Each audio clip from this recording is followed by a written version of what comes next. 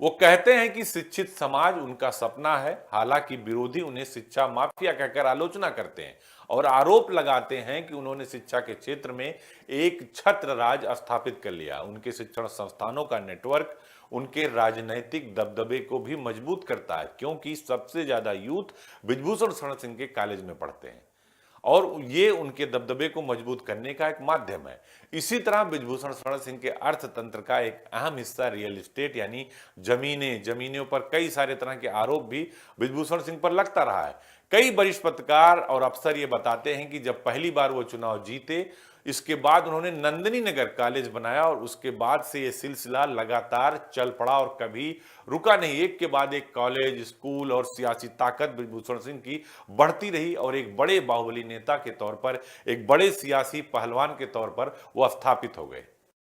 Court ने IPC की धारा 354 और 354A के तहत आरोप तय किए, जिसका मतलब है कि अदालत को उनके खिलाफ ट्रायल शुरू करने के लिए पर्याप्त सबूत मिले। वहीं नाबालिग पहलवान की तरफ से लगाए गए आरोपों से संबंधित एक अलग मामला पॉक्सो एक्ट के तहत दर्ज हुआ। हालांकि नाबालिग पहलवान ने बाद में अपने आरोप वापस ले लिए। इसके बाद पुलिस ने अदालत में क्लोजर रिपोर्ट दायर की, जिसमें मई 2025 में कोर्ट ने स्वीकार कर लिया कि इस मामले को बंद कर दिया गया।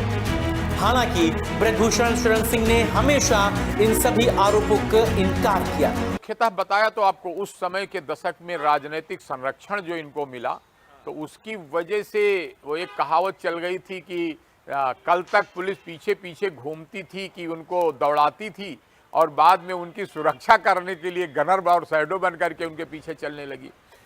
धीरे धीरे वो उन लोगों को लगा कि अब हम लोगों की वजह से जब नेता चुनाव जीतते हैं तो हम ही क्यों ना चुनाव जीतने लगे। तो तमाम आपराधिक इतिहास वाले लोग मंत्री बन गए, तमाम आपराधिक इतिहास वाले लोग बड़े बड़े महत्वपूर्ण राजनीतिक पदों पर पहुंच गए थे। लेकिन अब उसी क्रम में जब भारतीय जनता पार्टी ने ये नीति चलाई कि नहीं, पार्टी विद डिफरेंस, कि हम ऐसे अपराधियों को अपने साथ नहीं लेंगे और अलग तरह की राजनीति करेंगे, तो समाज के लोगों ने ज़्यादातर स्वागत किया।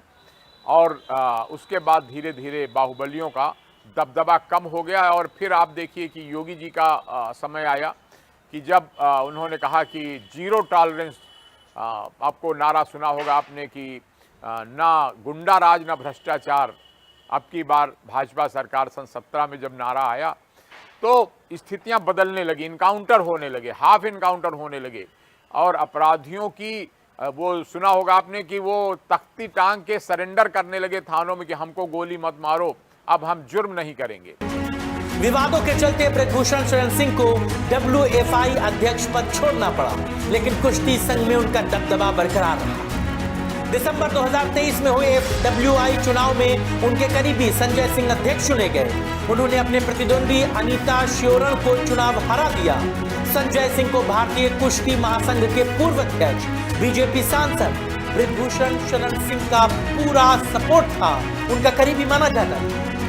भारतीय कुश्ती महासंघ विवाद को लेकर काफी चर्चित आरोपी ब्रिजभूषण शरण सिंह ने पहले ही दावा कर दिया कि संजय सिंह ही अध्यक्ष पद का चुनाव जीतेंगे। वहीं संजय सिंह के भारतीय कुश्ती महासंघ का नया अध्यक्ष चुने जाने के तुरंत बाद आंदोलनकारी पहलवान इसका विरोध करने लगे और उस जीत को ब्रिजभूषण शरण सिंह की जीत बताने लगे। पहलवान साक्षी मलिक ने विरोध में अपनी कुश्ती से संन्यास लेने की घोषणा कर दी। बाद में खेल मंत्रालय ने नए चुने गए कुश्ती संघ को ही निलंबित कर दिया।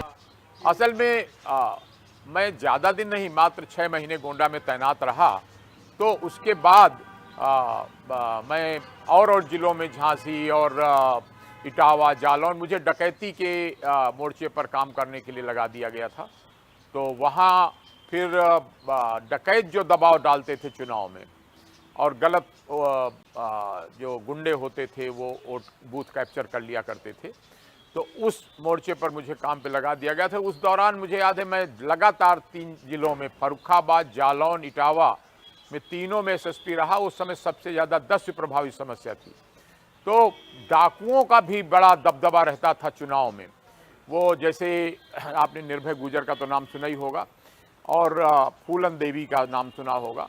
तो ये लोग जहाँ जिसके लिए कह देते थे वो कैंडिडेट के पक्ष में सारे वोट पड़ने लगते थे। किसी की हिम्मत नहीं होती थी कि इनके खिलाफ बोले।